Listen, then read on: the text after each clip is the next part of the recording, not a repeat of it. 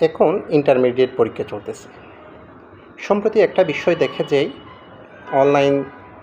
অনলাইনে বা ফেসবুক বা সরাসরি স্টুডেন্টরা যখন পরীক্ষা দিয়ে বের হয় তখন তাদের মধ্যে এক ধরনের যে কার কয়টা হয়েছে এমসিকিউ, কে কোনটা অ্যান্সার দিয়েছে, এরকম একটা বিষয় হয়।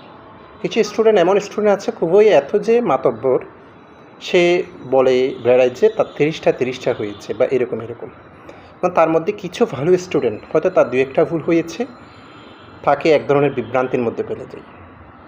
এবং আরেকটা বিষয় যেটা বিভিন্ন যে ফেসবুক পেজ বিভিন্ন জায়গা থেকে বিভিন্নভাবে কিন্তু কোয়েশ্চেন অ্যান্সার প্রোভাইড করে, স্টুডেন্ট এটা মিলিয়ে বিশাল একটা কনফিউশন সৃষ্টি করে নিজেদের মধ্যে, যেটার সবচেয়ে বড় খারাপ প্রভাব পড়ে তার পরবর্তী পরীক্ষার মধ্যে। কারণ তাকে একটা বড় ধরনের একটা ডিসঅ্যাপয়েন্টমেন্ট তার মধ্যে ক্রিয়েট করে, যেটা একদম ঠিক না।